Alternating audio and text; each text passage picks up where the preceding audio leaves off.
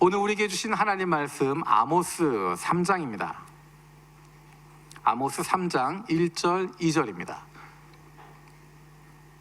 아모스 3장 1절 2절 말씀 우리 한 목소리로 함께 읽겠습니다. 시작. 이스라엘 자손들아, 여호와께서 너희에 대하여 이르시는 이 말씀을 들으라. 애굽 땅에서 인도하여 올리신 모든 족속에 대하여 이르시기를 내가 땅의 모든 족속 가운데 너희만을 알았나니 그러므로 내가 너희 모든 죄악을 너희에게 보응하리라 하셨나니. 아멘. 우리가 온라인으로 예배를 드리기도 하고 또 중간에 대면 예배를 드리기도 하고 또 다시 지금 또 대면 예배를 시작하게 되었는데, 예배 상황은 달라지고 있지만 여러 가지 일들은 변화가 많이 있지만 지난 1년 동안 바뀌지 않고 흔들리지 않고 진행되었던 것이 있습니다. 그것이 바로 리바이블 2020, 창세기 1장 1절부터 시작해서 2020년 1월 1일부터 온 교우들이 한마음으로 하나님의 말씀을 읽어가고 있습니다. 이제 오늘부터 아모스서를 읽게 됩니다. 이제 남아있는 것은 소선지서에 있는 내용들입니다. 아모스, 오바댜, 요나, 미가, 나훔, 하박국, 스바냐, 학개, 스가랴, 말라기.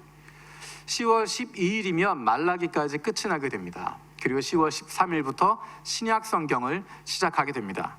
얼마나 감사한지 모릅니다. 모든 교우들이 함께 한 마음으로 말씀을 읽어가고 그 말씀을 통해서 믿음을 붙잡을 수 있다고 하는 것, 믿음을 세울 수 있다고 하는 것, 말씀에 근거한 믿음을 갖게 된다고 하는 것이 얼마나 감사한지 모르겠습니다.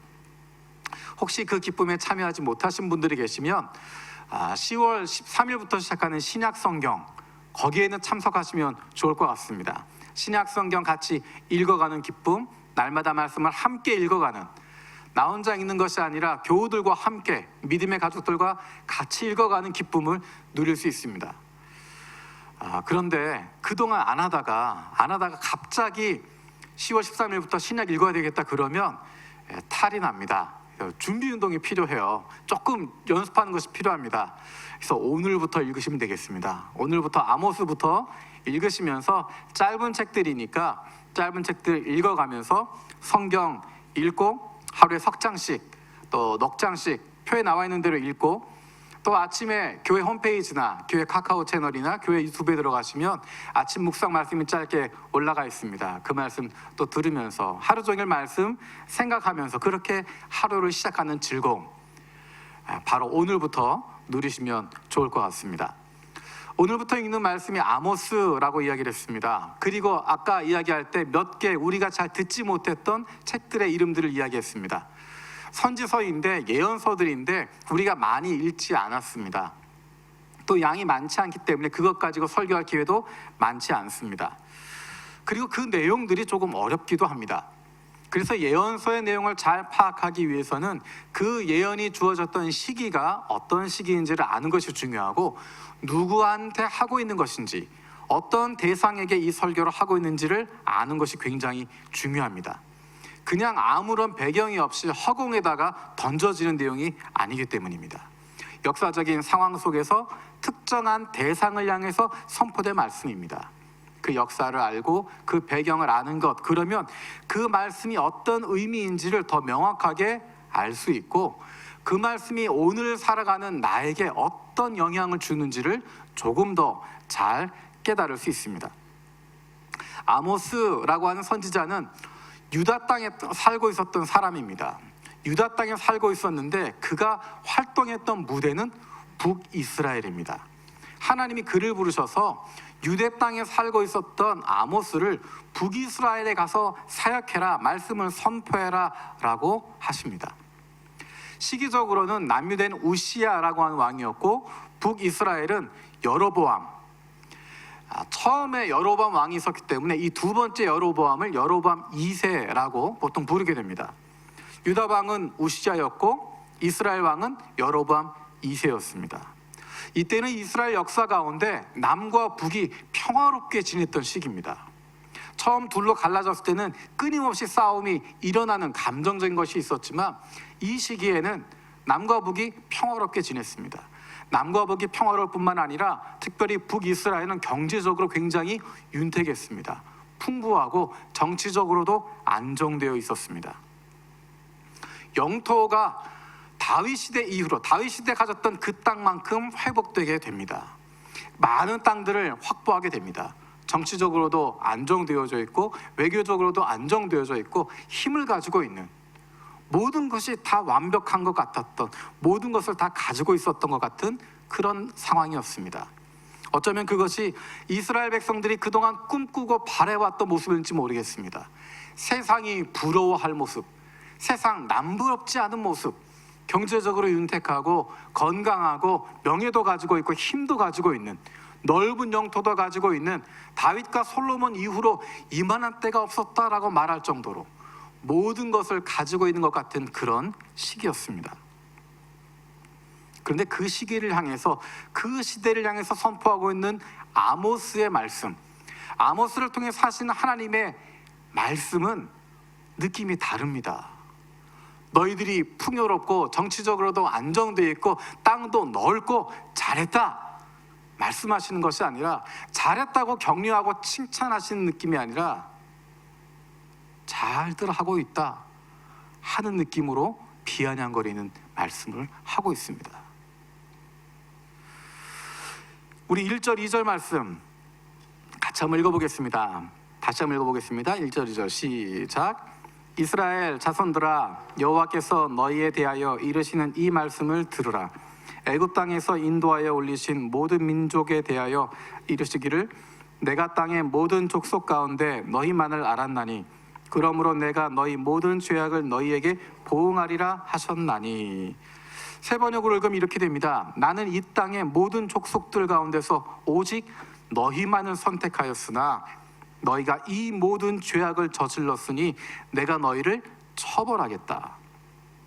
내가 이 모든 땅의 족속들 가운데 너희만을 선택했다. 이 모든 민족 가운데 이스라엘을 선택했다라고 말씀하십니다. 그리고 이어지는 것이 너희의 죄악 때문에 너희를 처벌하겠다. 조금 전에 이야기했던 것처럼 이스라엘은 그 시대에는 가장 풍요롭고 가장 힘을 가지고 있었고 가장 넓은 땅을 가지고 있었고 모두가 부러워할 만한 그런 모습을 가지고 있는데, 하나님은 그것을 보면서 진노하고 있습니다. 너희 가운데 악이 있다라고 이야기하고 있습니다. 하나님이 이스라엘 선택하신 이유가 뭐였을까? 하나님이 왜 이스라엘을 굳이 선택하셨을까? 우리가 잘 아는 것처럼 하나님이 이스라엘을 선택하신 것은 이스라엘이 강한 민족이기 때문이 아닙니다. 그들이 큰 숫자를 가지고 있기 때문도 아니었습니다. 그들이 큰 땅을, 넓은 영토를 가지고 있기 때문도 아니었습니다. 하나님이 이스라엘을 선택한 것은 오히려 그들이 연약하고 모자라고 힘이 없고 가만히 두면 멸망당할 수밖에 없는 그런 사람들이기 때문에 하나님이 그들을 선택하셨던 것입니다. 그들을 선택해서 하시고자 하는 것이 무엇이었을까? 조금 전에 여로보암 2세 시대의 삶을 이야기했습니다. 가장 풍요로웠고 외교적으로도 안정되어져 있었고 땅도 영토도 다윗 때만큼 확보했고 회복했고 그 어떤 나라도 넘보지 못하고 있는, 안정을 누리고 있는 그런 모습인데, 혹시 그런 모습이 우리가 꿈꾸고 있는 그런 모습이 아닌가? 경제적으로 풍요롭고 자녀들은 내가 원하는 대로 잘 크고 있고 좋은 회사 다니게 되어지고 남부럽지 않은 삶을 살게 되고 다른 사람들과 비교해서 우리가 더 잘 산다라고 이야기할 수 있는, 괜찮다라고 말할 수 있는 그런 삶을 살아가는 것이 우리의 바람이 아닌지. 하나님께서 이스라엘을 선택하신 이유는 그들을 통해서 하나님 나라를 보여주시는 것입니다. 하나님의 나라를, 하나님의 백성 공동체의 모습을 세상 가운데 보여주는 것이었습니다. 그리고 하나님이 강조하셨던 것은 하나님 나라의 삶의 모습은 공의와 정의, 사랑이 넘치는 것이었습니다. 그것이 바로 하나님의 성품이기 때문에 하나님의 성품이 드러나게 되는 공동체, 하나님의 성품이 나타나는 나라, 그것을 하나님이 원하셨던 것이고 그것을 위해서 이스라엘을 선택하고 그들과 함께 하셨던 것입니다. 조금 전에 이야기할 때 여로보암 2세, 그는 북이스라엘 역사 가운데 가장 위대했던 왕으로 일컬어집니다. 왜냐하면 가장 경제적으로 또 정치적으로 군사적으로도 여러 가지 면에서 가장 뛰어난 업적을 가졌기 때문입니다. 41년 동안이나 왕으로 있었습니다. 북이스라엘에서 그렇게 긴 시간 왕으로 있다고 하는 것 쉽게 되는 것이 아니었습니다. 어떤 왕은 며칠 만에 갈아치워진 역사가 있는데도 그곳에서 41년을 통치했다. 굉장히 긴 시간입니다. 그런데 41년 동안 유다 땅, 41년 동안 이스라엘을 통치했던 그 넓은 땅을 회복했던, 경제적으로 풍요로웠던, 정치적으로 안정되었던 그 여로보암에 대한 평가는 열왕기하에 몇 구절밖에 나오지 않습니다. 41년을 다스렸는데, 그 넓은 땅을 가졌는데, 다윗 때만큼의 땅을 회복했는데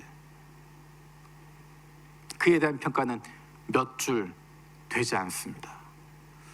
41년이라고 하는 시간, 이스라엘 백성이 이집트에서 나온 이후 광야에서 보낸 시간이 40년의 시간입니다. 그 40년의 시간보다 긴 시간 동안 여로보암이 다스렸는데 그의 41년의 통치를 간단하게 두 가지로 이야기합니다. 첫 번째는 넓은 땅을 회복했다.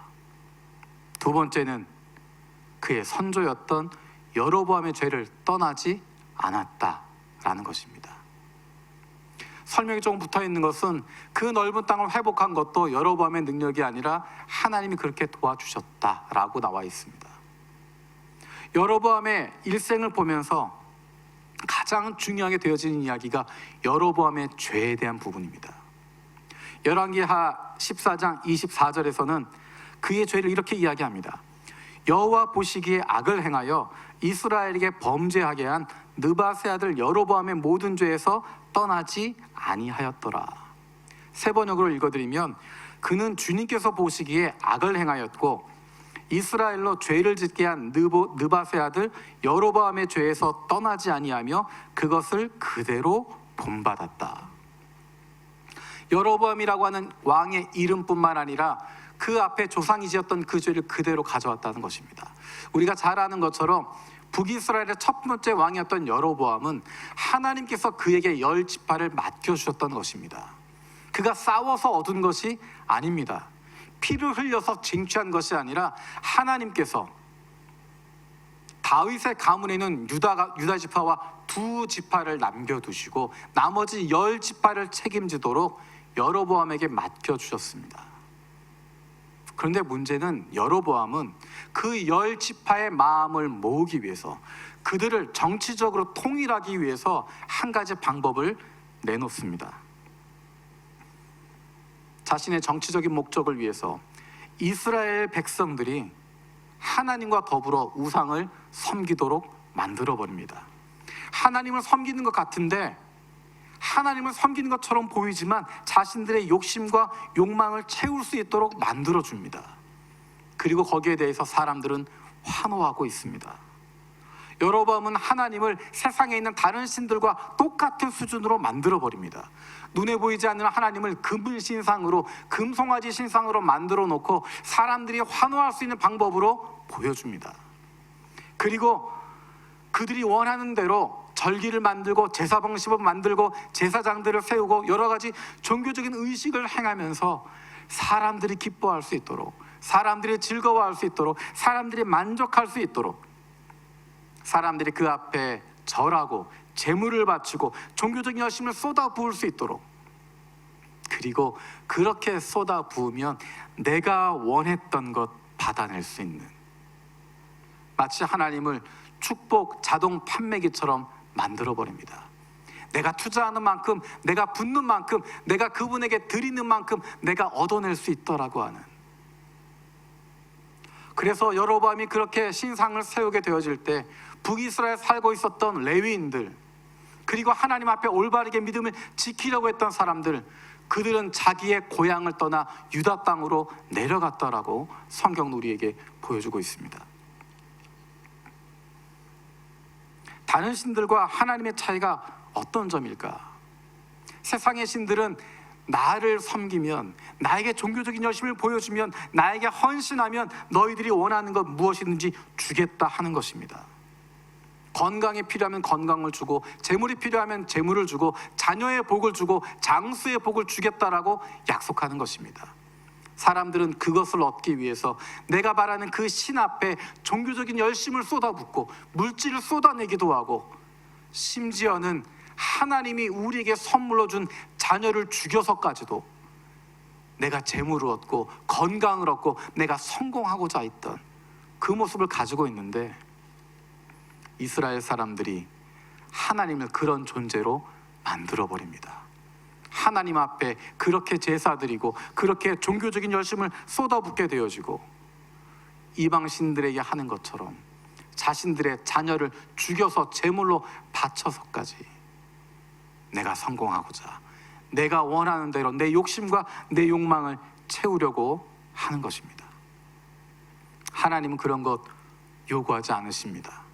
하나님은 자녀를 제물로 바치라고 말하지 않습니다. 인신공양을 명령하지도 않습니다. 하나님은 그런 거 원하시는 것이 아니라 나에게 종교적인 의식을 하는 것, 그것으로 만족해 하시는 분이 아니라, 하나님은 내가 거룩하니 너희도 거룩하라고 말씀하는 분입니다. 제사를 잘 드리고 종교식을 잘하라고 말씀하시는 것이 아니라 하나님을 닮으라고 말씀하시는 것입니다.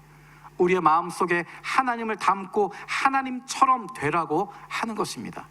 하나님을 섬기는 행위를 하라는 것이 아니라 하나님 백성답게 살아가라고 이야기합니다. 하나님의 자녀답게 살아가라는 것입니다. 그것이 나타나는 것이 바로 관계를 통해서 나타나게 되는 것입니다. 하나님의 자녀가 되고 하나님의 백성이 되는 것은 공동체를 필요로 합니다. 그 공동체, 그것이 나타나게 됩니다. 그 공동체의 모습 가운데 하나님의 사랑이 나타나고 있는지, 하나님이 주시는 그런 나눔이 그 안에 있는지, 서로의 관계를 통해서, 공동체 안에서의 모습을 통해서 그것들을 발견하게 되어집니다. 이스라엘 사람들은, 여로보암 2세 시대에 있었던 이 사람들은 종교적인 열심을 가지고 있었습니다. 그래서 하나님께서 아모스를 통해서 이렇게 이야기하십니다. 4장 4절에서 5절에 너희는 베델로 몰려가서 죄를 지어라. 길갈로 들어가서 더욱더 죄를 지어라. 아침마다 희생제물을 바치고 사흘마다 11조를 바쳐보아라. 또 누룩 넣은 빵을 감사제물로 불살라 바치고 큰 소리로 알리면서 자원예물을 드려보아라. 이스라엘 자손아, 바로 이런 것들이 너희가 좋아하던 것이 아니냐.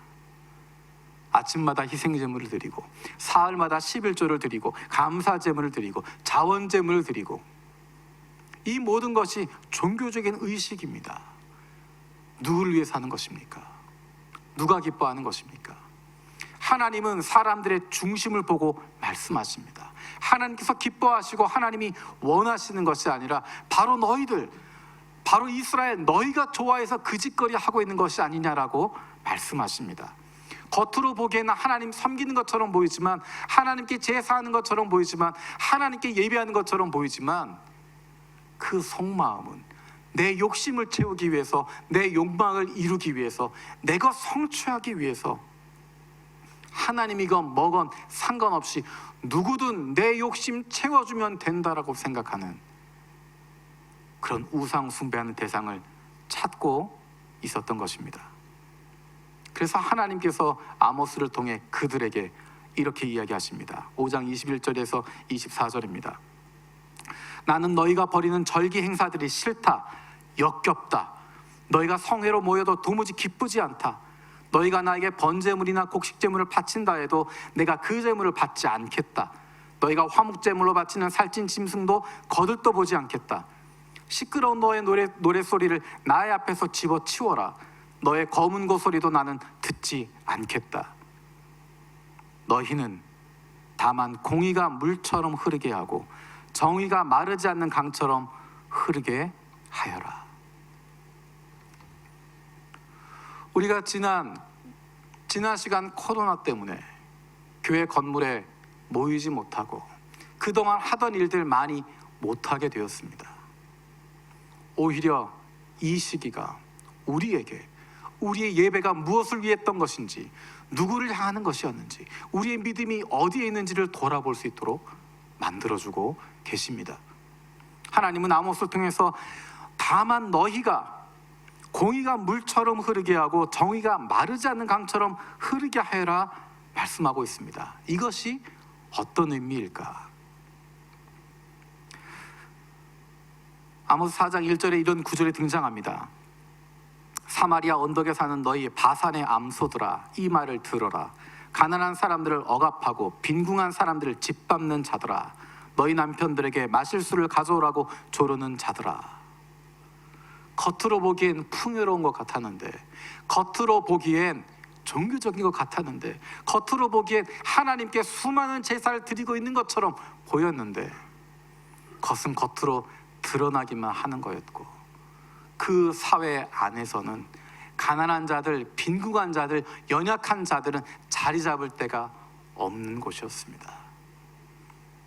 수많은 거짓과 더러움들이 있었고, 많은 사람들이 권력을 가지고 있었지만 그 밑에 아파하는 수많은 사람들이 있었는데 그들을 몰라라 하고 있었던 사회였습니다. 하나님은 그들의 중심을 보고 계셨습니다. 겉으로 하고 있는 그 많은 제사, 그 많은 제물, 그 많은 종교적인 열심, 그것이 아니라 그 중심을 바라보고 계십니다. 하나님이 원하시는 것은 하나님의 백성으로 살아가는 것입니다. 내가 거룩하니 너희도 거룩하라 라고 말씀하시는 것은 종교적인 사람이 되라는 것이 아니라 하나님처럼 거룩한 존재들이 되라는 것입니다. 세상과 구별되라는 것입니다. 세상과 구별된 삶이 어떤 것일까? 우리가 잘 아는 것처럼 레위기 말씀은 내가 거룩하니 너희도 거룩하라고 주신 하나님의 말씀입니다. 우리가 다 읽었던 것처럼 그 레위기의 중심은 종교적인 의식이 아닙니다. 레위기에 나와 있는 것은 매일의 삶의 이야기를 하고 있습니다. 매일 일상에서 어떻게 살아야 될지에 대해서 이야기하고 있습니다. 그 중에 한 구절이 레위기 23장 22절 말씀, 제가 읽어드리겠습니다. 너희가 밭에서 난 곡식을 거두어 드릴 때는 밭 구석구석까지 다 거두어 드리지 말고 또 거두어 드린 다음에 떨어진 이삭을 줍지 말아라. 그 이삭은 가난한 사람들과 나그네 신세인 외국 사람들이 줍게 남겨두어야 한다. 내가 주 너희의 하나님이다. 내가 주 너희의 하나님이다. 하나님의 명령이라고 분명히 이야기하고 있습니다. 나의 종교적인 욕심으로 내 것만 채우는 것이 아니라 우리의 눈을 돌려서 다른 사람을 돌아보라고, 다른 사람을 배려하라고, 다른 사람을 위한 틈을 내어주라고 말씀하시는 것입니다. 우리는 어떤 삶을 살아가고 있습니까?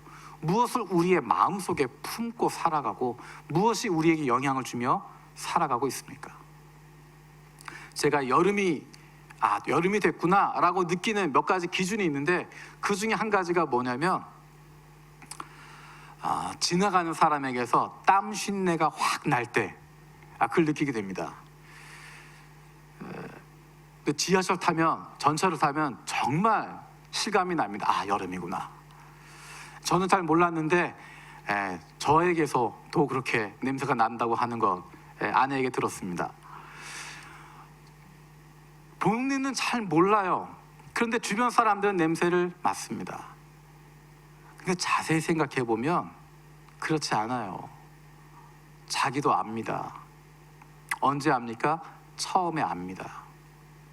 처음에 그 옷을 꺼내 입을 때, 처음 그 냄새를 맡았을 때 압니다. 쾌쾌한 냄새가 나는 것 같고 뭔가 쉰내가 나는 것 같은 것 처음에 아는데 시간이 조금만 지나버리면 잊어버리는 것입니다. 조금만 지나면 무뎌 버리는 것입니다. 다 그런 거지라고 생각하게 되는 것입니다. 우리가 무엇인가 잘못을 처음 깨닫게 되었을 때, 내가 왜 이러고 있지? 나에게서 왜 이런 냄새가 나고 있지? 내가 어디를 바라보고 있지? 처음 것을 깨닫게 되는 순간, 바로 그 순간 멈추고 돌아서야 됩니다. 제가 얼마 전에 지방에서 운전을 하고 있었습니다. 뭔가 깊은 생각을 하면서 삼거리에서 아무 차 없는 삼거리에서 자연스럽게 좌회전을 하면서 오른쪽 차선으로 붙어서 주행을 했습니다. 근데 저 멀리서 어떤 미친 차가 달려오는 거예요. 저를 향해서. 어떤 상황인지 아시겠어요? 예, 좌회전해서 왼쪽 차선으로 가야 되는데 그냥 한국에서 운전하던 버릇대로 아무 생각 없이 오른쪽 차선으로 쭉 달려가고 있었습니다. 차들이 없으니까 저 앞에 달려오는 차 보고 저 미쳤구나 라고 생각하면서 나도 모르게 잘못된 길로 들어갈 수 있습니다. 나도 모르게 나의 중심을 놓쳐버릴 수 있습니다. 세상의 흐름 가운데 나도 모르게 세상을 품고 살아갈 수 있습니다.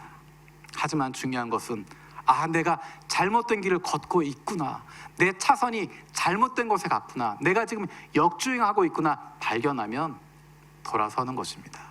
그 자리에서 다시 돌아서고 시작하게 되는 것입니다. 늘 내 자신을 돌아보는 것입니다. 내가 올바른 곳에 있는지, 올바른 곳을 향해서 가고 있는지, 과거에 잘했던 것, 잘못했던 것, 그것은 다 잊어버리고 지금 내가 있는 곳, 지금 내가 가려고 하는 곳, 그것이 올바른 곳인지를 늘 돌아보고 늘 다시 생각하는 것이 우리에게 필요합니다. 나는 하나님의 백성인가? 아니면 겉모습은 하나님의 백성인 것처럼 이야기하지만 속마음은 세상을 품고 있는, 세상에 속한 사람인가? 내가 하나님의 백성이라고 하는 것, 그것이 우리의 삶 속에 어떻게 나타나게 될까? 그것은 성공으로 나타나지 않습니다. 그것은 건강이나 집안이 잘 되는 것으로 나타나지 않습니다. 그런 것들이 우리를 하나님의 백성이라고 특징짓지 않습니다. 하나님의 백성들은, 하나님의 자녀들은 십자가를 지는 사람들이고 부활의 소망을 가지고 살아가는 사람들입니다. 강자가 아니라 약한 자의 모습을 가지고 살아가는 사람들입니다. 내가 많아서 나누어 주는 것이 아니라 나도 힘들고 어렵지만 다른 사람의 눈물을 닦아주고 함께 가자고 하는 사람들입니다. 때로는 나는 실패해서 아프고 어렵지만 다른 사람의 성공하는 모습, 다른 사람의 기뻐하는 모습, 다른 사람의 자녀가 잘 되는 모습을 보면서 내 속마음은 아프고 힘들어도 내 자녀는 그렇게 안 되었어도 축하한다고 이야기할 수 있고 기뻐해 줄 수 있는 것. 나는 성공하고 잘 됐지만 마음 아파하는 다른 이웃을 위해서 같이 눈물 흘려줄 수 있고 아파할 수 있는, 함께 웃어줄 수 있고 함께 슬퍼할 수 있는 사람들, 그 사람들이 바로 하나님의 백성들이고 하나님의 마음을 품고 있는 하나님의 자녀들입니다. 하나님이 기뻐하시는 것이 무엇인지를 기억하고 그것으로 늘 기뻐할 수 있는 사람들, 우리 때문에 우리 주변에 있는 사람들이 행복해질 수 있는 사람들, 바로 저와 여러분들이 하나님의 백성들, 하나님의 자녀들입니다. 기도하겠습니다. 살아계신 아버지 하나님, 감사드립니다. 하나님, 우리가 하나님의 백성으로 하나님의 자녀로 이 세상 가운데 살아가고 있음을 기억합니다. 십자가를 지고 부활의 소망을 가지고 다른 이들을 품어주고 사랑하며 나아갈 수 있는, 함께 기뻐하고 함께 울어줄 수 있는 하나님의 자녀들 되게 하여 주시옵소서. 감사드리고 예수님의 이름으로 기도드립니다. 아멘.